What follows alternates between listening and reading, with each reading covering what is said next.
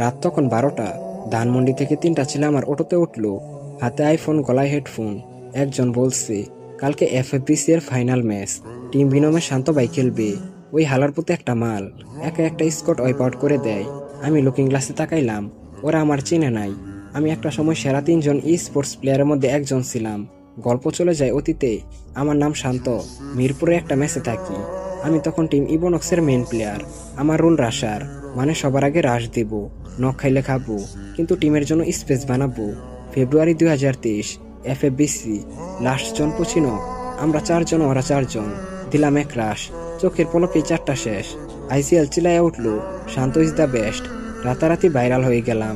Facebook পেজে 50K follower, sponsor আসলো 1xBet, মাসে 80,000। আমার আব্বারে ফোন দিলাম, এখন থেকে তোমার আর টাকা পাঠানো লাগবে না, এখন আমি নিজেই কামাই। কিছুদিন পর টিম বিনমের রায়হান ভাই কল দিল, শান্ত, মাসে 5 লাখ দিব, বাসা দিব, আইফোন 50 প্রো ম্যাক্স দিব, শুধু ইবনক্স ছেড়ে আমাদের টিমে আয়। আমি না করতে পারি নাই। 5 লাখ টাকা, আমার বাপের 6 মাসের ইনকাম। কন্ট্রাক্ট সাইন করলাম। 5 লাখ টাকা দেখে কাগজ ঠিক মতো পড়ি নাই। জুন মাসে বুঝলাম ফাঁদে পড়ে গেছি। কন্ট্রাক্টে লেখা ছিল 2 বছরের জন্য টিম বিনমের গোলাম। অন্য টিমে খেললে 20 লাখ টাকা জরিমানা এবং লাইফ টিম করলে 90% ইনকাম টিমের। আর সবচেয়ে খারাপ বিষয় হলো, টিম ম্যানেজমেন্ট যে কোনো সময় প্লেয়ার পরিবর্তন করতে পারবে। সেপ্টেম্বর 2023, এফএফবিসি মেইন ইভেন্টের প্রথম সপ্তাহ আগে রায়হান ভাই ডাকলো, শান্ত, তোর পরিবর্তন করছি। আমি বললাম, কেন ভাই? আমার পারফরমেন্স তো ঠিক আছে, গতকালকেও তো 15 কিল করলাম। রায়হান ভাই হাসলো, পারফরমেন্স দিয়া বাল ফালাইবা? নতুন স্পন্সর আসছে, ওর বাপে চায় ওর ছেলে খেলুক, এই জন্য 10 লাখ দিছে। তুই চিন্তা করিস না, তুইও 10,000 পাবি। তুই শুধু পোলাপানের পানি আনবি। আর হ্যাঁ, সোশ্যাল মিডিয়াতে কিছু বলবি না, বললেই 20 লাখের মামলা। আমি 19 বছরের ছেলে, 20 লাখ টাকার মামলা শুনে হাত পা ঠান্ডা হয়ে যায়। এফএফবিসি ফাইনাল ম্যাচ, আমার জার্সি পরে আরিফ খেলছে, কিন্তু ওইটা আমি না। ম্যাচ শেষে আমাকে 10,000 দেওয়া হলো। ঢাকা শহরে ম্যাচ বাড়াই 4,000। খাওয়া দাওয়া সহ কোন দিক দিয়ে 10,000 চলে যায় বুঝতেই পারি না। আমাকে দিয়ে পানি আনায়, জার্সি দোয়ায়, এমনকি রাত 3টায় নুডলসও বানায়। কি থেকে কি হয়ে গেলাম। ডিসেম্বর 2024, সুইসাইড করতে গেছিলাম। লাভ দেওয়ার আগে ছোট ভাই কল দিল, ভাইয়া টাকা লাগবে, আমার অপারেশন। তাই অটো চালানো শুরু করলাম। তো আজকে যেই 3টা ছেলে আমার অটোতে উঠলো, তারা নামার সময় বলল, মামা ফ্রি ফায়ার খেলো? আমি বললাম, আগে খেলতাম, কিন্তু এখন খেলি না। তারা ইউআইডি চাইলো, দিয়ে দিলাম। ছেলেটা ফোন বের করেই সার্চ দিল, সাথে সাথে টিম বিনমের শান্ত ভাই আইডিটা আসলো। এটা দেখে তো তারা শকড হয়ে যায়। আপনি কি ওই শান্ত? আমি হাসলাম, না মামা, ইউআইডি হয়তো ভুল হয়েছে, আমি তো একজন ড্রাইভার। ওরা নেমে গেল এবং 50 টাকা টিপসও দিল। আমি গাড়ি সাইড করলাম, ফোন বের করলাম এবং 2 বছর পর ফ্রি ফায়ার ইনস্টল দিলাম। গেমের লবি, ক্যারেক্টার, কত কিছু চেঞ্জ হয়ে গেছে।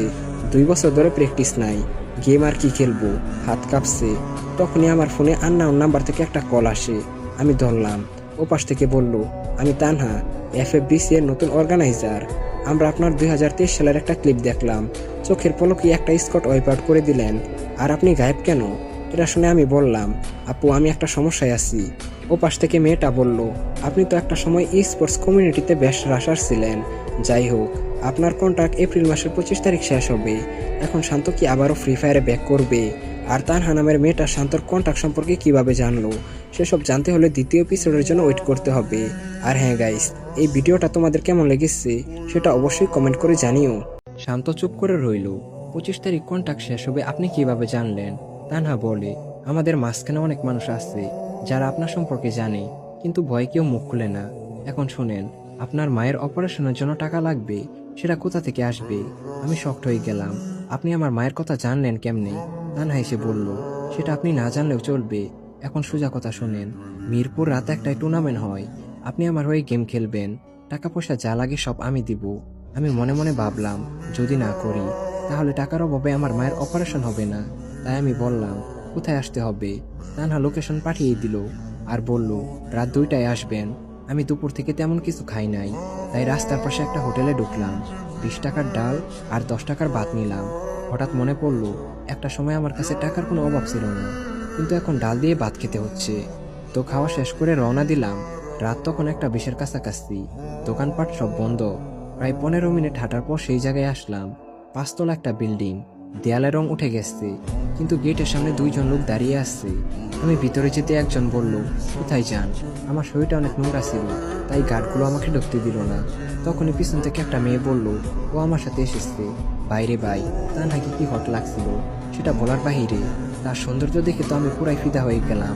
তানহা আমার দিকে তাকিয়ে বলল, চলুন ভিতরে যাই। ভিতরে ঢুকতেই থমকে গেলাম। নিচতলায় এক পাশে রোলের আর অন্য পাশে পোকার। একজন লোক দেখলাম, তার জীবনের সমস্ত টাকা এবং পরনে কাপড় সহ ব্যাট করলো।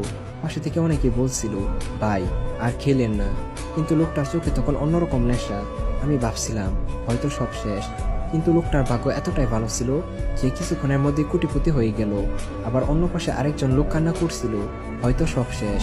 তো আমরা সেই দিয়ে দ্বিতীয় তলায় উঠলাম, যেখানে সব ধনী লোকেরা ডিজে গান ছেড়ে মজা মাস্তি করছিল।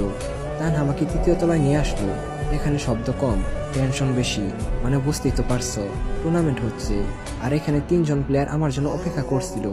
একজন চিকন ছেলে, দেখে মনে হচ্ছিল বাতাসে ফু দিলে উড়ে যাবে। আরেকজন ডিজে টাইপের, কিন্তু মেয়েটা পুরাই রাশিয়ান। তানহা সবার সাথে আমার পরিচয় করিয়ে দিল। রাশিয়ান মেয়েটা এক্সাইটেড হয়ে বলল, আপনি কি শান্ত ভাই? আমি অবাক হয়ে রইলাম। মেয়েটা বলল, 2023 সালে আপনার একটা ভিডিও ভাইরাল হয়েছে। আমি ওই ভিডিওটা মিনিমাম 20 বার দেখছি। এটা শুনে বুকের ভেতর অদ্ভুত একটা ফিল আসলো। এরপর তানহা আমাকে একটা ফোন দিল, আর একটা আইডি দিল, আর বলল, একটা ম্যাচ খেলে দেখেন।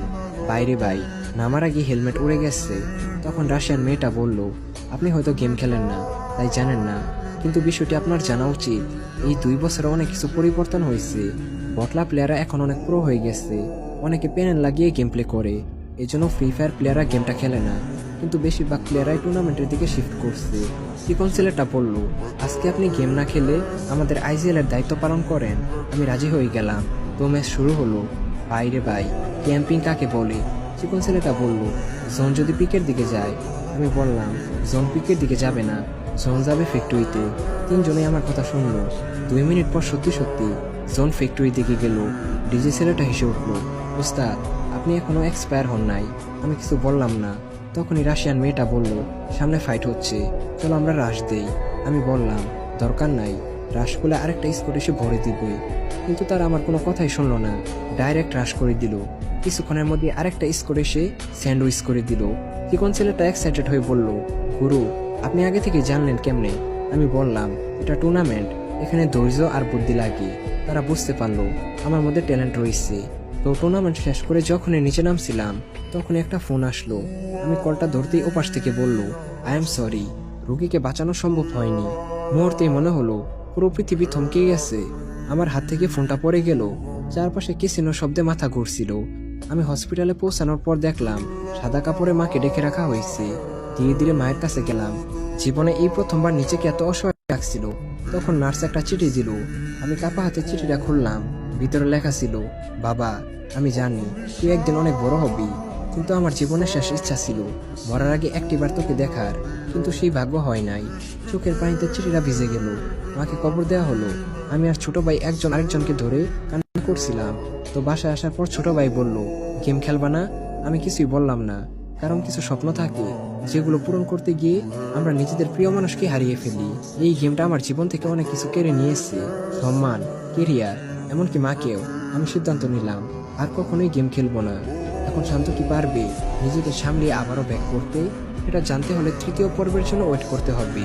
আর হ্যাঁ গাইস, এই ভিডিওটি তোমাদের কেমন লেগেছে সেটা অবশ্যই কমেন্ট করে জানিও। দেখা হচ্ছে অন্য কোনো ভিডিওতে। টেক কেয়ার, বাই বাই, আল্লাহ হাফেজ। ভাবি আমাদের বাড়িতে বিয়ে হয়ে আসার 3 মাসের মাথায় মা মারা যান। তখন আমার বয়স 8 কি 9, ক্লাস 3-তে পড়ি আমি। ঘরে বোন নেই, বাবা তো সেই কবে থেকে শয্যাশয়ী রোগী। সংসারটা কেমন যেন এলোমেলো হয়ে উঠতে চাইলো হঠাৎই। সবাই বলল এবার ওদের সংসার ভাঙবে তো ভাঙবেই। সবাই যখন আমাদের সংসার ভাঙার লীলা দেখার জন্য প্রস্তুতি নিল, তখন ভাবি দেখিয়ে দিল উল্টো এক নীলা। মার মৃত্যুর পর যেন নতুন মা হয়ে ফিরে এলেন তিনি। গায়ের সাজসজ্জা, বাহারি নীল পলিশ, চুড়ি, টিপ সবকিছু ছুঁড়ে ফেলে নিজের হাতে তুলে নিলেন তিনি আলমারির চাবির গোছা। রান্নাঘরে হাড়ির পাতিল, আব্বার সেবা যত্ন, ওষুধ খাওয়ানো, আমার পড়া তৈরি করে দেওয়া, গোসল করানো, খাইয়ে দেয়া, ঘুম পাড়ানো সবকিছু। মার সুখ কি জিনিস তা আমি আদৌ বুঝতে পারলাম না।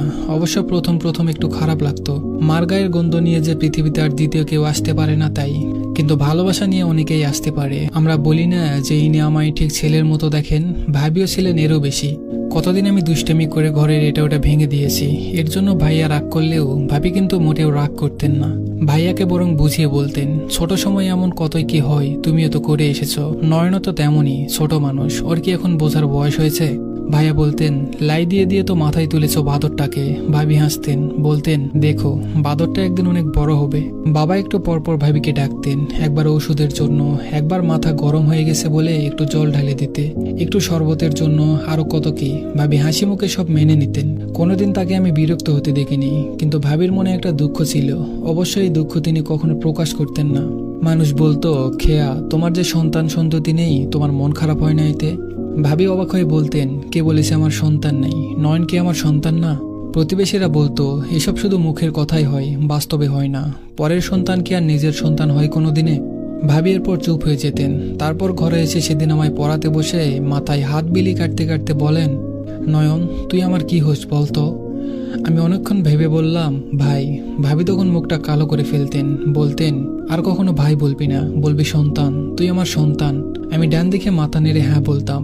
দীর্ঘদিন রোগে ভোগে বাবাও মারা গেলেন। আমি তখন ক্লাস 7-এ পড়ি। ভাবিও এ বাড়িতে অনেকটা পুরনো হয়ে গেছেন। এতদিনে তার শরীরে সত্যিকারের মামা একটা গন্ধ এসেছে। চেহারা থেকে বউ বউ ভাবটা একেবারেই মিলিয়ে গেছে। এই বউ বউ ভাবটা মিলিয়ে যাওয়ার বোধহয় ভাবির জন্য কাল হয়ে দাঁড়ায়। এদিকে বাবা নেই, আমি ছোট। এই সুযোগে ভাই যেন কেমন হয়ে উঠলেন। ভাবিকে আজকাল তিনি একদম সহ্য করতে পারতেন না। বন্ধা বলে দূরে সরিয়ে রাখতেন, এক খাটে শুতে পর্যন্ত যেতেন না। ভাবি কাছে আসলে বলেন, তুই আমার কাছে আসবি না, তোরে দেখলে আমার মাথায় আগুন ধরে। ভাবি অসহায়ের মতো বলতেন, কই যাব বলো আমি, তুমি ছাড়া আমার কে আছে? ভাইয়া বলতো, ভনিতা ছাড়, দূরে যাইয়া ভাব দেখা, আমার কাছে তোর জায়গা নেই। ভাবি বলতেন, মায়া মানুষের বিয়ার পর ঠিকানা এটাই, তার স্বামীর বাড়ি। এই বাড়ি সাইডে আমি কোথাও যাব না। ভাইয়ার আগে গজগজ করতে করতে বলতেন, যাইবি যাইবি, 100 বার যাইবি, যাওয়ার জিনিস আনতেছি। ভাবি ভেবেছিলেন ভাইয়া বুঝি ওই দিন এমনিতে এই কথাগুলো বলেছিলেন, কিন্তু কয়েকদিন পর দেখা গেল এমনি এমনি নয়। ভাইয়া সত্যিকারেই একটা মেয়েকে বিয়ে করে ফেলেছেন, সেই বউ বাড়িতে তুলে এনেছেন। এবার শুরু হলো বাড়িতে অন্য নীলা। যারা আমাদের সংসার ভাঙার নীলা দেখতে চেয়ে আশাহত হয়েছিল আগে, এখন যেন তারা এই দৃশ্য দেখার জন্য আড়মোড়ো ভেঙেই বসলো। নতুন ভাবে সাধারণ মেয়েদের মতো অত হাসি খুশি মানুষ নন তিনি, সবসময় চুপচাপ থাকেন। বাড়িতে তার যা কথা হয় ভাইয়ের সাথেই। খেয়া ভাবি হয়ে গেলেন এ বাড়ির আসবাবপত্রের মতো। তার সাথে কেউ কথাও বলেন না, তার কোনো প্রয়োজনের কথা কেউ কখনো ভাবে না। ভাইয়ার সাথে কথা বলতে গেলে তার অপমানিত হতে হয়, মারও খেতে হয়েছে কতবার। কোনো কারণ ছাড়াই ভাইয়া হাত উঠাতে পারে ভাবির উপর। স্বামীর অধিকার, স্বামীর অধিকারটা ছিল শুধু তার মায়ের বেলায়, অন্য বেলায় না। ভাবি ইচ্ছা করলে বাড়িতে সালিশ ডাকতে পারতেন। প্রতিবেশীরা বলতো, সালিশ ডাকো বউ, তোমারে না জানায়া বিয়ে করছে, এর জন্য তোর কঠিন শাস্তি হওয়া দরকার। কিন্তু ভাবি মানলেন না। তিনি বললেন, জোর খাটিয়ে আর চাই হোক, ভালোবাসা আদায় করা যায় না। যে মানুষ আমাকে দূরে সরিয়ে দিবে তাকে জোর করে কাছে রাখা যাবে না, রাখলেও থাকবে না, একদিন দূরেই যাবে। হঠাৎ একদিন বাড়িতে আনন্দের সংবাদ এলো, নতুন ভাবির সন্তান হবে। ভাইয়া এতে কি যে খুশি, কেয়া ভাবিও খুশি, ঘরে সন্তান আসবে।